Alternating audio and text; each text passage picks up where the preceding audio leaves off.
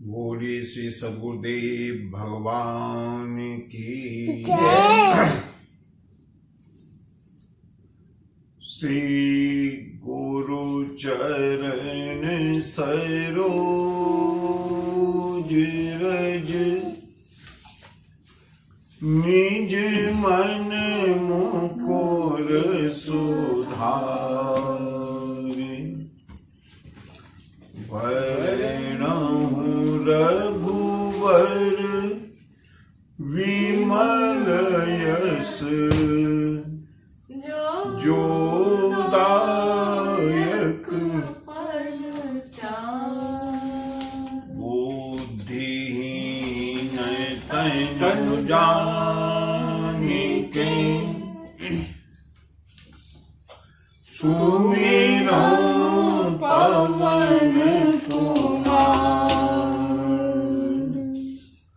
बल बुद्धि विद्या देहु मोहि हरहु कलेश विकार।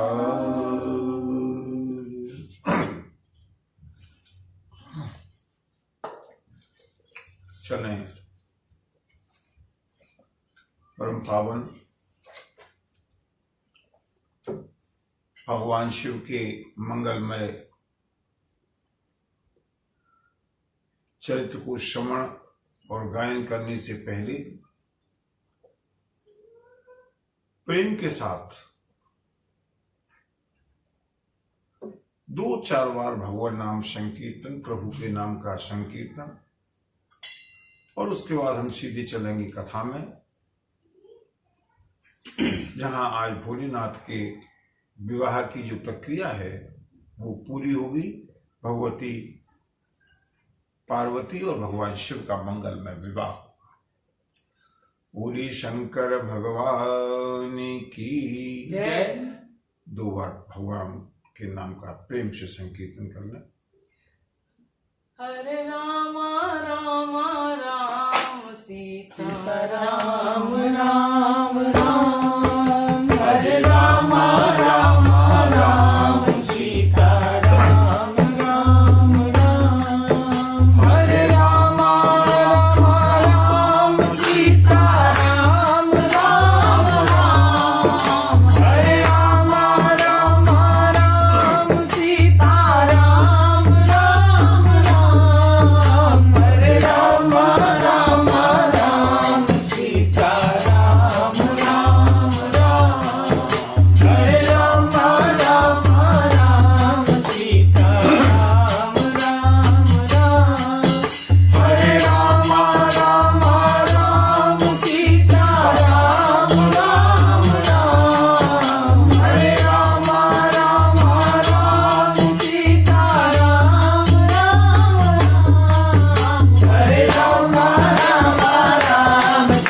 राम। हरे राम राम राम सीता राम राम राम। हरे राम राम राम सीता राम राम राम। हरे राम राम राम सीता राम राम राम। हरे राम राम राम सीता राम राम राम। हरे राम राम राम सीता राम राम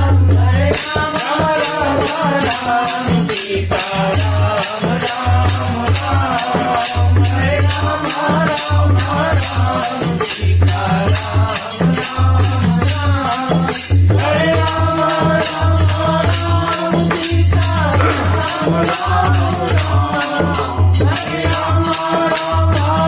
राम सीता राम राम राम। हरे राम राम सीता राम राम राम। हरे राम राम सीता राम राम राम। हरे राम राम सीता राम राम राम। हरे राम राम सीता राम राम राम। हरे राम राम सीता राम राम राम। हरे राम राम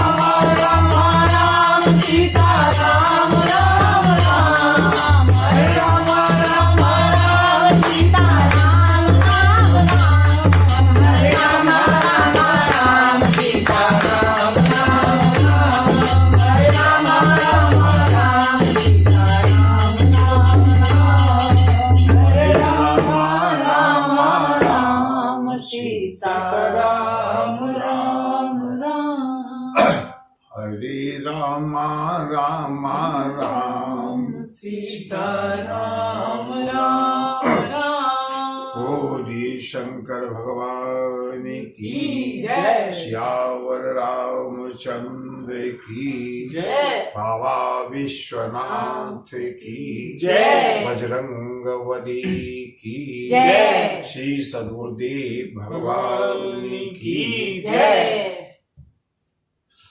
मंगल भवन अमंगल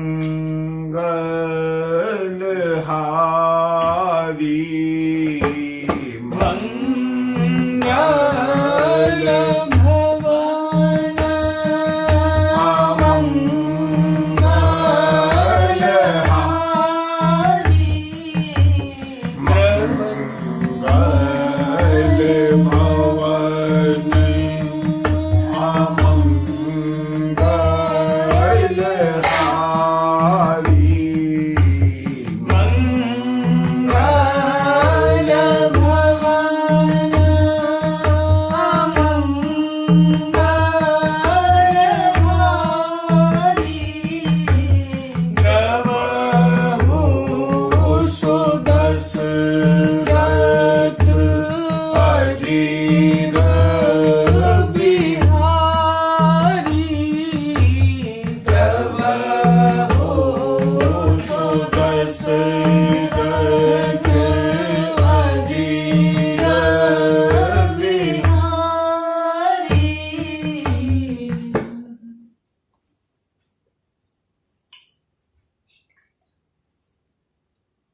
मनुष्य के जीवन की सार्थकता किसमें है? गोस्वामी जी ने बताया। मैं केवल 2 मिनट इसलिए शुरू में बताना चाहता हूं जिससे कि हम लोग प्रकरण से जुड़ने से पहले इसकी सार्थकता को समझ लें कि हम जो कथा सुन रहे हैं उसकी क्या कीमत है। गतिरामहि सौ मतिरामहि सौ रतिरामहि सौ रामहि बलु है। वो स्वामी कहते हैं मेरा तो जो भी कुछ है श्रुति राम कथा मुख राम को नाम ओहिए पुनि राम ही को थरु है। मुझे ऐसे परम सौभाग्यशाली ऋषि मंडलों के बीच में तपस्वियों के बीच रहने का अवसर मिला है जिनकी जीवन में सिवाय कथा और भगवान नाम संकीर्तन की कुछ था ही नहीं, कुछ है ही नहीं। भव्यता से बहुत दूर दैवी छाया में रहने वाली निरंतर। इसलिए मेरा मन करता है कि 2 मिनट जरूर संकेत के रूप में संदेश दूं राम कथा का। बंधुओं, जीवन का सार केवल राम कथा, केवल भगवान कथा, केवल भगवान नाम संकीर्तन। क्यों? जब अंतिम समय आएगा ना, ये सारी चर्चाएं, ये सारी घटनाएं, न जाने विश्व में अब तक कितनी घटनाएं हुई, कितनी महाभारत हुए, कितनी नई नई घटनाएं हुई, सब काल के गाल में समाती चली गई। अंतिम समय आता है जब मनुष्य का, उस समय जो सबसे ज्यादा काम आने की चीज है और जिसके लिए मनुष्य जीवन मिला है वो है भगवान नाम संकीर्तन, भगवान का स्मरण, भगवान की कथा। चलते हैं परम पावन शिव चरित्र की ओर। भगवान शिव दिगंबर हैं और आज शिव और पार्वती का जो विवाह हो रहा है, जरा दार्शनिक रूप से केवल 1 मिनट में समझ लें। शिव और पार्वती या शिव और शिवा, शिव और शिव की अर्धांगिनी शक्ति किसी भी रूप में हो, भवानी शंकरौ वंदे श्रद्धा विश्वास रूपिणौ। भगवान शिव विश्वास है तो शिवा श्रद्धा है। सती के रूप में श्रद्धा भटक गई, परिणाम अमंगलकारी हुआ। अब इस पुनः अब कहेंगे कि भगवान शिव को पुनः विवाह करने का क्या कारण है। भगवान शिव को कुछ नहीं चाहिए। भगवान शिव ने तो भगवान राम से पहले ही कह दिया, कह शिव जदपि उचित अस नाही। भगवान ये जरूरी तो नहीं है, लेकिन श्रद्धा और विश्वास दोनों अलग होकर के रह नहीं सकते, इसलिए श्रद्धा और विश्वास का परिणय होना ही है। श्रद्धा और विश्वास का जब गठबंधन हो जाएगा तभी हम प्रभु के दरबार के योग्य बनेंगे। इसलिए चलते हैं इस पावन श्रद्धा और विश्वास के गठबंधन की ओर चलते हैं बंधुओं। भगवान शिव के ऐश्वर्य को न समझ पाने के कारण हिमाचल में भारी उत्पात हुआ, महिलाओं में, बच्चों में, समाज में। भागी भवन बैठी बैठी अति त्रासा। सारी महिलाएं भगवती पार्वती की मां के साथ दौड़ दौड़ करके अपने अपने घरों में जाकर के छिप गईं। पूरे हिमाचल में एक तरह से कहा जाए तो सन्नाटा हो गया, बिल्कुल शांत। मैं नाही दया भयउ दुख भारी। लीनी बोले गिरीश कुमारी। अधिक स्नेह गोद बैठारी। क्या सुंदर झांकी है, जरा ध्यान से देखें। श्याम सरोज नयन भरे बारी। जेहि विधि तुम्हि रूप अस दीन्हा। तेहि जड़ बरु बाउर कस कीन्हा। बंधु, विवाह क्या है? पाश्चात्य संस्कृति में, क्योंकि मुझको थोड़ा सा फिलॉसफी का स्कॉलर होने के कारण फिलॉसफी पढ़ने का अवसर मिला है। पाश्चात्य संस्कृति में विवाह को एक समझौता माना जाता है, कंडीशनल, सशर्त। हमारे यहां विवाह समझौता नहीं है, विवाह संस्कार है। और बंधुओं, इसका सर्वश्रेष्ठ उदाहरण यहां भगवती पार्वती ने प्रस्तुत किया है। इसलिए मैं इसको 2-4 मिनट में आने वाली पीढ़ी के लिए समर्पित करना चाहता हूं। माता पिताओं के लिए समर्पित करना चाहता हूं कि बच्चों को अगर संस्कार दें तो कैसे दें। मां मैना बिटिया पार्वती को अपनी गोद में लेकर के बैठी हैं। हे विधाता, जिस विधाता ने तुमको इतना रूपवान, इतना सुशील, इतना ज्ञानवान, इतना तपोवान बनाया है, उसने तुम्हारे दूल्हे को इतना बावला कैसे बना दिया। बिटिया, पूरा महल भरा हुआ है महिलाओं से।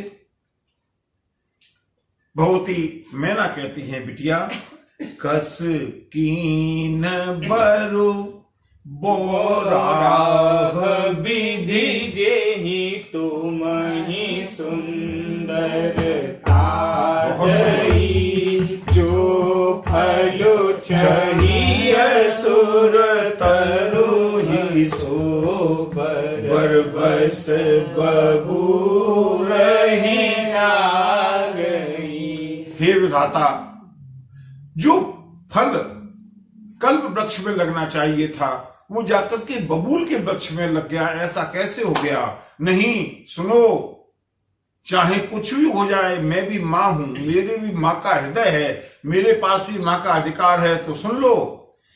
तुम सहित गिरिते गिरऊं पावक, जरऊं जल निधि महु परऊं, घर जाऊं अपजस हो, जग जीवत विवाह न हो करूं। चाहे कुछ भी करना पड़े, मैं तुमको लेकर के पर्वत से नीचे कूद जाऊंगी, अग्नि में जल जाऊंगी, समुद्र में गिर पड़ूंगी, लेकिन ऐसे बावले दूली के साथ तुम्हारा विवाह कभी नहीं होने दूंगी। बेटी, चिंता मत करो। और महिलाओं ने कहा, महारानी जी, आप चिंता क्यों करती हैं? जो होना है वो तो होना है। हमारी बिटिया के भाग्य में जैसा वर लिखा है। महारानी मैना ने कहा, नहीं, मुझे अगर यही वर मिलना था तो मेरी बिटिया को इतने दिन तपस्या करने की शिक्षा नारद ने क्यों दी? नारद कर में काह बिगारा, भवन मोर जिन बसत उजारा, भवन मोर जिन बसत उजारा, अस उपदेश उमहि जिन दीना, अस उपदेश उमहि जिन दीना, बोरे वरहि लागी तप कीना, बोरे वरहि लागी तप कीना, नारद कर में काह बिगारा, भवन मोर जिन बसत उजारा, भवन मोर जिन बसत उजारा। मैंने उस नारद का क्या बिगाड़ा था? अरे, इस दूल्हे के लिए भी अगर इतनी तपस्या करनी पड़े, ये दूल्हा तो बिना तपस्या के वैसे भी मिलने ही वाला था। और बंधुओं, मैंने आपसे पहले भी कहा इस कथा में, इस कथा की विशेषता है भगवती पार्वती के मन में अपने गुरुदेव के प्रति निष्ठा, सम्मान और विश्वास। कोई भी जब देवर्षि नारद की आलोचना करता है, बुराई करता है ना, तो भगवती पार्वती को सहन नहीं होती। जननी बिकल बिलो की भवानी, बोली जुत विवेक मृदुबानी। मां, मेरी किशोरी, मेरी गौरी, मेरी अंबिका, मेरी उमा, मेरी अपर्णा, भगवती पार्वती कहने लगी, मां, कर्म लिखा जो बार नाहू, तो कत दोष लगा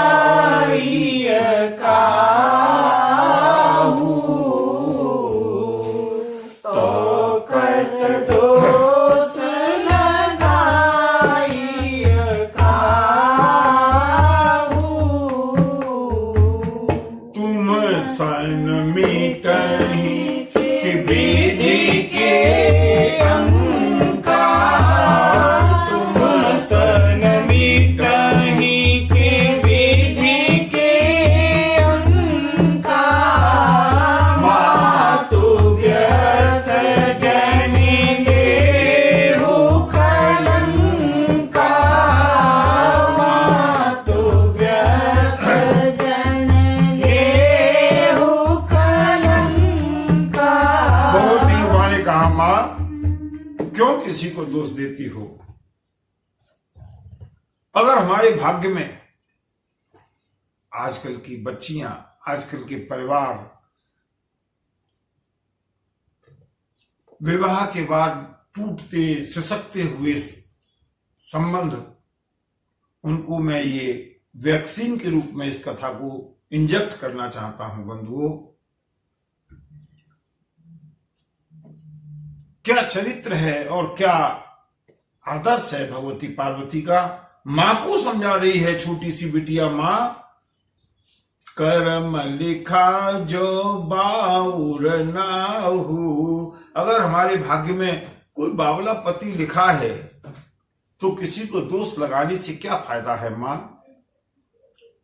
विधाता के अंकों को तुम मिटा सकने की सामर्थ्य तुम्हारे अंदर नहीं है, तो क्यों कलंक लेती हो किसी दूसरे को दोष दे करके। मां, ये विलाप करने का समय नहीं है। कितना धैर्य है।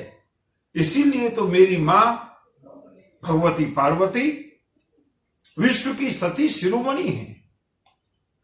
जनि लेहु मां तो कलंक करुणा परिहरहु अवसर दुख सुख जो लिखा लीलार हमरे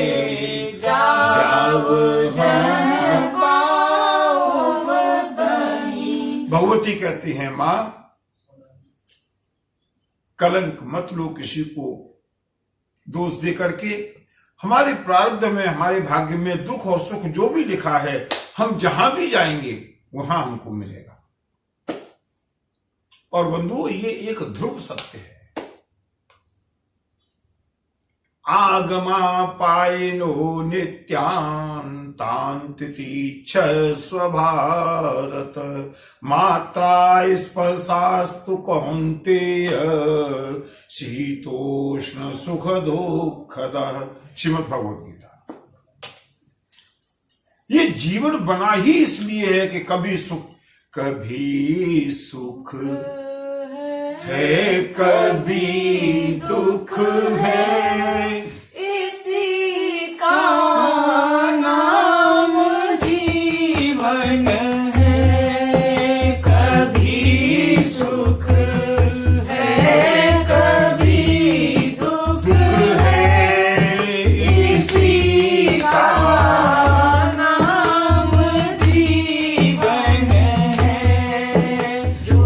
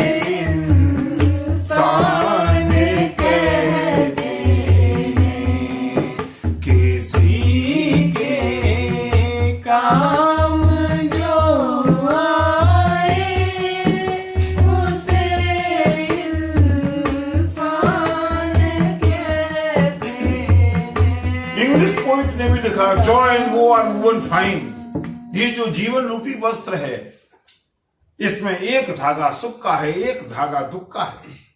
और बंधुओं, हमें इन कथाओं से, हम क्यों कथा सुनते हैं? इसलिए कि हमारा ये लॉकडाउन का टाइम पास हो जाएगा। अगर इसीलिए केवल कथा सुनते हो, मेरा अनुरोध है, कृपा करके, चाहे कल से मेरे सुधी श्रोता 5 रह जाएं, लेकिन इसलिए ये सोच करके कथा मत सुनो कि हमको अपना ये लॉकडाउन का टाइम पास करना है। कथा is not for the sake to kill the time. ये कथा समय नष्ट करने के लिए नहीं है, समय को मारने के लिए नहीं है। प्लीज, कथा हमारे जीवन को जीवंत बनाती है। कथा हमारे जीवन को एनर्जी देती है, ऑप्टिमिस्टिक व्यूज देती है। कथा इसलिए नहीं है कि चलो 8 दिन 15 दिन इसी बहाने कट जाएंगे, कुछ समय कट जाएगा। नहीं, ये कोई मनोरंजन का साधन नहीं है। बंधुओं, मेरे पुनः आप सभी लोगों से अनुरोध है, कथा के माध्यम से कुछ सीखें। भगवान राम के, आप लोगों ने रामायण अभी देखी है, जो भगवान रहे, परमात्मा रहे, उनके जीवन में केवल सुख ही सुख रहे क्या? सुख आए, दुख आए। 14 वर्ष के लिए वनवास के लिए गए, लौट करके आए, भगवती जानकी का पुनः वनवास हुआ। जो परमात्मा के जीवन में भी इतना सुख और दुख है, ये वो उन्होंने लीला से चरितार्थ किया है। भगवान कृष्ण का तो जन्म ही दुखों से हुआ, उनका तो जन्म ही जेल के अंदर हुआ। और हम ये चाहते हैं कि 10-5 हजार रुपए खर्च करके हमें कोई ऐसी तंत्र विद्या मिल जाए, कोई ऐसा गुरु मिल जाए कि हमारा जीवन केवल और केवल सुखमय कटे। स्वामी विवेकानंद ने कहा, जिस दिन तुम्हारा एक दिन बिना किसी समस्या के कट जाता है, समझ लेना हम कहीं गलत रास्ते पर जा रहे हैं। जॉय एंड वो आर वन फाइन। सुख और दुख दोनों समान रूप से ये जीवन है।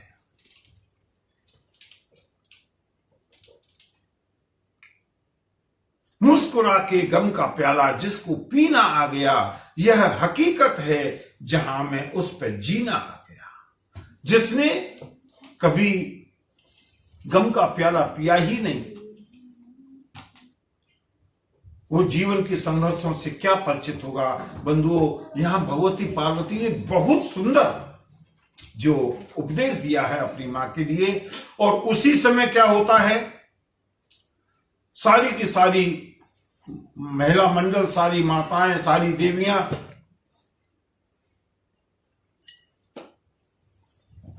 शोक के कारण व्याकुल हो गई और समाचार पहुंचा है देवर्षि नारद के पास। हिमाचल महाराज नहीं आए, हिमाचल नरेश नहीं आए, इस महिलाओं की मंडली में हिमाचल नरेश नहीं आई। क्यों? उन्होंने सोचा कम से कम देवर्षि नारद से परामर्श कर लेना चाहिए। देवर्षि नारद के लिए पहले एक समाचार भेजा, देवर्षि नारद पधारे। और देवर्षि नारद ने देखा बड़ा सेंसिटिव टाइम है, अगर कहीं मैं अकेले चला गया तो हो सकता है कि सारी महिलाओं का दोष और रोष मेरे ऊपर अचानक फूट पड़े। इसलिए देवर्षि नारद भी अकेले नहीं आए। देवर्षि नारद भी अकेले नहीं आए। फिर तेहि अवसर नारद सहित आरु ऋषि सप्त समेत समाचार सुनि तुहिन गिरी गवने तुरत निकेत। देवर्षि नारद को मालूम पड़ा, उन्होंने सोचा कि अकेले जाना ठीक नहीं है, सप्तर्षियों को भी साथ में लिया बुलाया है और हिमाचल नरेश के घर पर पहुंचे हैं देवर्षि नारद। देवर्षि नारद सप्तर्षियों को लेकर के पहुंचे हैं समाज में, साथ में हिमाचल नरेश भी पहुंचे हैं। तब नारद सब ही समुझावा। देवर्षि नारद ने सभी को समझाना प्रारंभ किया। सुनो महारानी जी, मैं ना सत्य सुनहु मम वाणी, जगदम्बा तव सुता भवानी, जगदम्बा तव सुता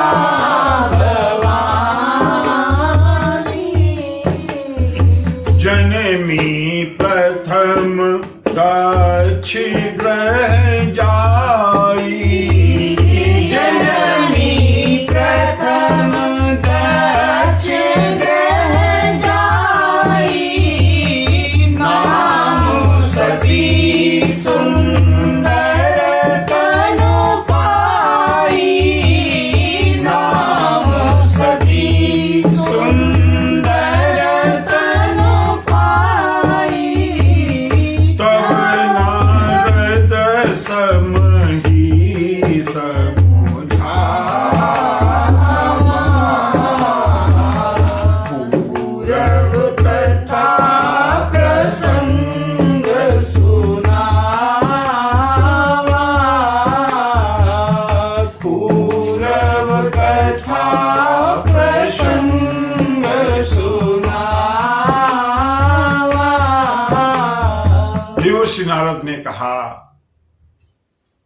माताओं, महारानी जी, राजन, सुनो, ये तो जो तुम्हारी बिटिया रानी है ना, जगदम्बा तव सुता भवानी। बंधु, हमारे जीवन में भी ऐसे न जाने कितने कारण होते हैं जिनको हम समझ नहीं पाते, परमात्मा के ऊपर दोष लगाते हैं, लेकिन वो हमारे कल्याण के लिए हो रहे होते हैं। इसलिए कुछ चीजें फिर भी परमात्मा के ऊपर छोड़ देनी चाहिए। जहां तक हमारी बुद्धि समझ न सके उसको परमात्मा के लिए छोड़ दो। देवर्षि ने कहा,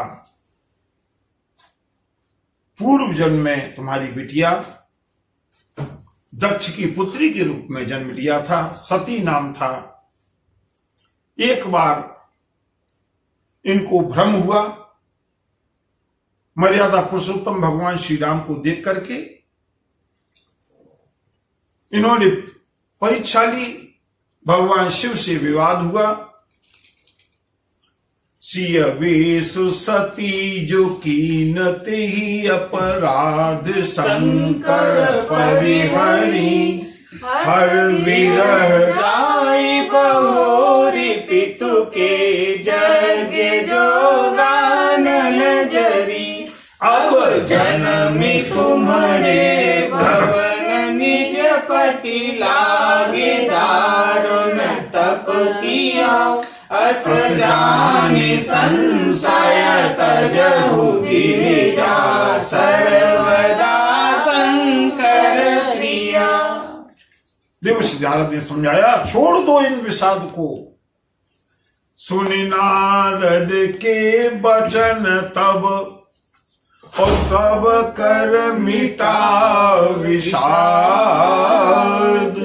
क्षण महु व्यापेउ सकल पुर, घर घर यह संवाद। बंधु, इसके आगे की क्या कथा सुनाऊं। देवर्षि नारद ने कहा, महारानी जी, आपने जिनको दिगंबर रूप में दर्शन किया है, आप उनका वैभव देखना चाहती हैं। भगवान शिव को पुनः दरवाजे पर, जिसे कि हमारे यहां बारोटी कहते हैं, बुलाया है। जनवासे से भगवती मैना ने सारी महिलाओं के साथ भगवान शिव का दर्शन किया है। देवर्षि नारद और सप्तर्षियों ने भगवान शिव से अनुरोध किया, प्रभु, संसारी जीव आपके इस लौकिक रूप को देख करके मोहित होते हैं, कृपा करके इनको अपना वो ऐश्वर्यशाली रूप दिखाइएगा। योगीश्वर हैं भगवान शिव। अष्ट सिद्धि नव निधि कर स्वामी, श्री गुरु पद कमल नमामि नमामि,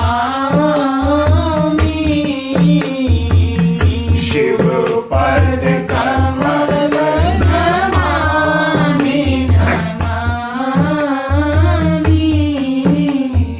सिद्धिं अगम्यं तव पाद पद में प्रबोधं शुभेशं, गुरुदेव नमामि। भगवान शिव तो योगीश्वर हैं, जो सारे संसार को, कुबेर को जो देता है, जो लक्ष्मी को देता है, जिसके एक बिंदु मात्र से सारे संसार में सुख और संपत्ति और समृद्धि छाई हुई है। देवर्षि नारद ने और सप्तर्षियों ने प्रार्थना की। और बंधुओं, भगवान आशुतोष ने यहां पर माताओं को दिव्य रूप का दर्शन कराया है। बोलिए शंकर भगवान की जय, बाबा विश्वनाथ की जय। कर्पूर के समान गौर वर्ण है, जिनकी मस्तक पर चंद्रमा विराजमान है, जटाओं में गंगा कलकल निनाद करती हुई, और जो सर्प है ऐसा लगता है जैसे मणियों के आभूषण उनके सामने तुच्छ हैं। भगवान नारायण का भी वैभव जिनके सामने तुच्छ और अत्यंत तुच्छ दिखाई देने लगा। सारे के सारे हिमाचल में घर घर में यह संवाद व्याप्त हो गया। हमारी लाडली बिटिया का जो वर मिला है वो तो दुनिया में सर्वश्रेष्ठ है। बोले शंकर भगवान की जय, शंकर भगवान की जय। तब मैं नाहिमवंत आनंदे, पुने पुने पार्वती पद वंदे, पुने पुने पार्वती पद वंदे। लगे हो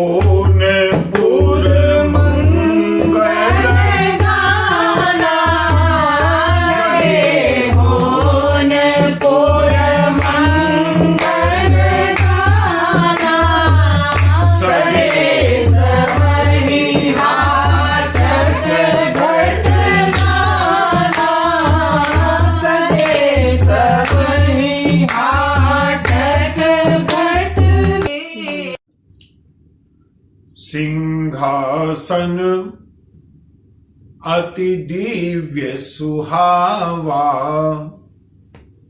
जाय न बरनि विरंचि बनावा। स्वयं ब्रह्मा जी के द्वारा निर्मित अत्यंत दिव्य सिंहासन मंगाया गया। भगवान शिव को उस पर विराजमान कराया गया। बैठे शिव विप्रन शिरोनाई, हृदय सुमिरे निज प्रभु रघुराई, हृदय सुमिरे निज प्रभु रघुराई। भगवान शिव को विराजमान कराया है। और अब ऋषियों ने ब्राह्मणों ने आदेश दिया, बहुरी मुनि सन उमा बुलाई, बहुरे मुनि सन उमा बुलाई, करे सिंगार सखी ले आई, कर सिंगार सखी ले आई। सिंहासन अति दिव्य सुहावा, जाय न बरने विरंच बनावा,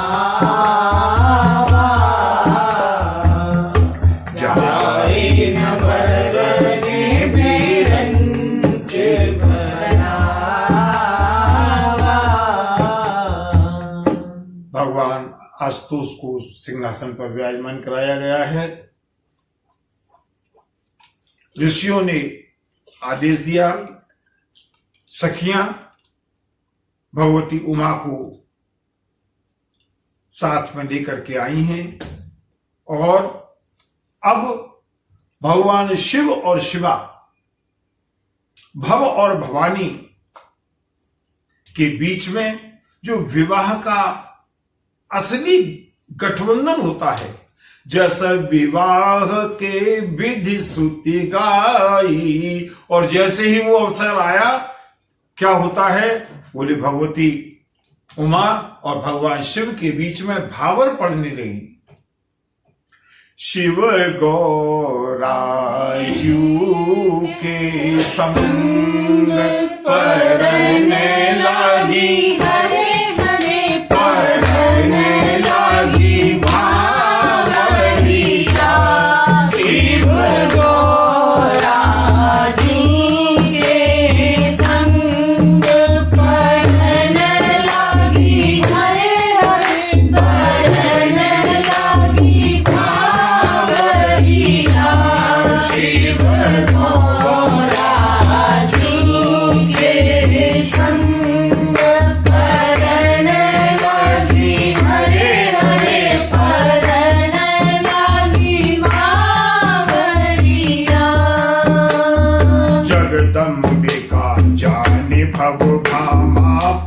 पावन बावरिया सूरन मन ही मन कीन प्रणाम पावन बावरिया शिव गौरा जी के संग परन लागी हरे हरे परन लागी बावरिया शिव गौरा जी के संग परन लागी हरे हरे परन लागी बावरिया कही गिरीश उस कन्या पानी पावन बावरिया भवई समर्पी ज्ञान भवानी रे पावन बावरिया शिव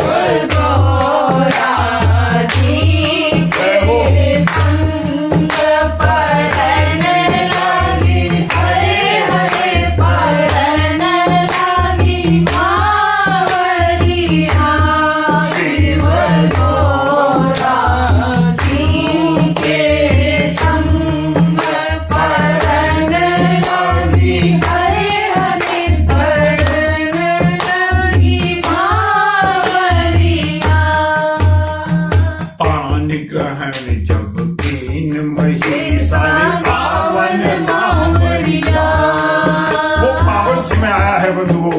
हिमाचल और मैना जी ने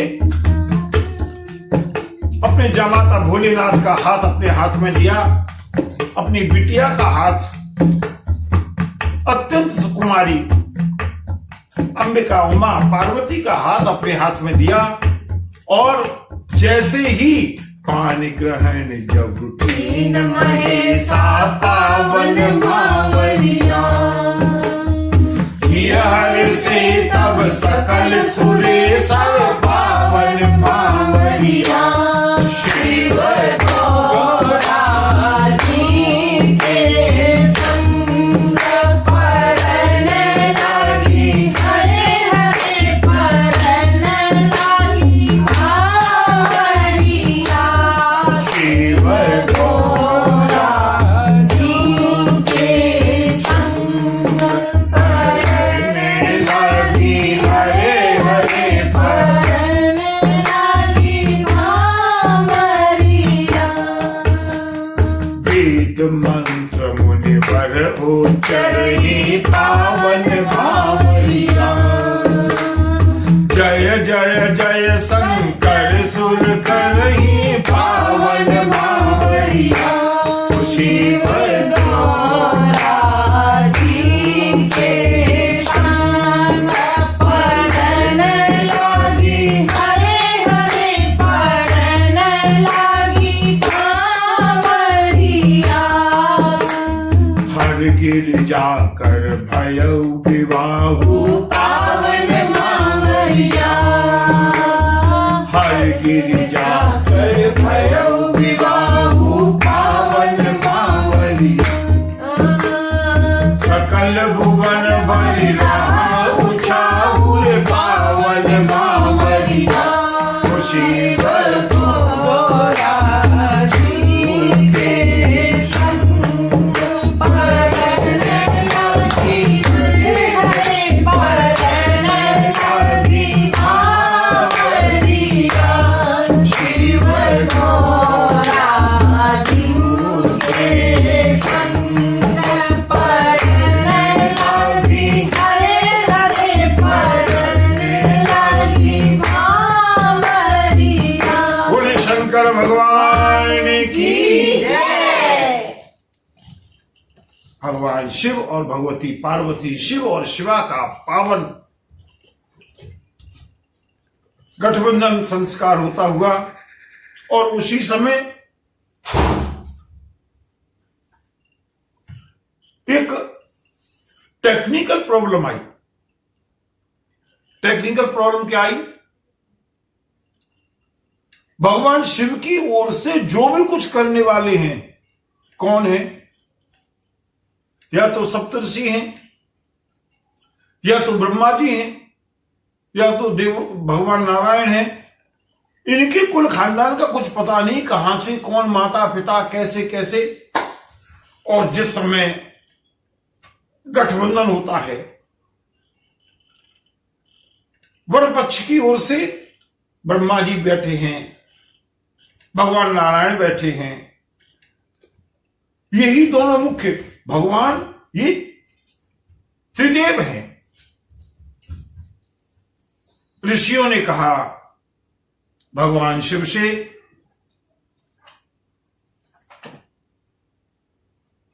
वर राजा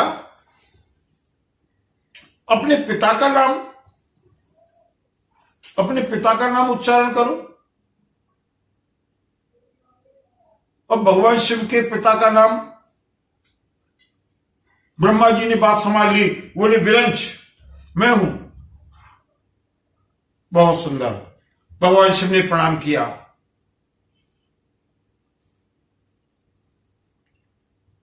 दूसरी पीढ़ी के नाम का अवसर आया, बोले अपने पितामह का नाम स्मरण करो, उच्चारण करो। अब ब्रह्मा जी तक तो बात बन गई। अब भगवान नारायण ने तुरंत परिस्थिति को संभाला, बोले मैं ब्रह्मा जी का प्रादुर्भाव मुझसे हुआ, मेरी कमल नाभि से ब्रह्मा जी उत्पन्न हुए, इसलिए मैं पितामह हूं। भगवान शिव ने प्रणाम किया। दो पीढ़ियों की तो बात बन गई।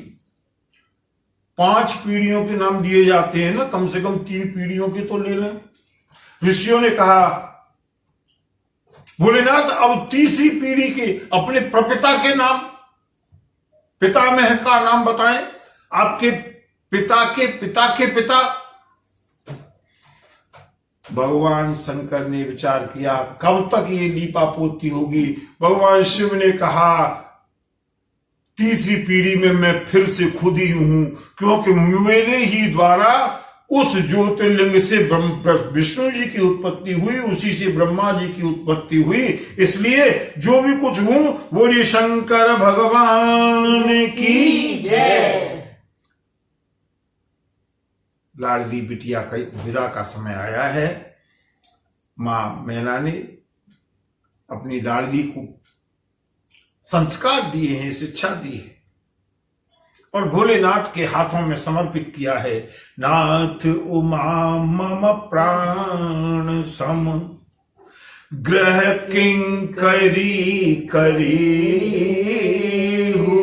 और सभी माताएं इस बात को, संदेश को नोट कर लें कि क्षमहु सकल अपराध अब हुई प्रसन्न।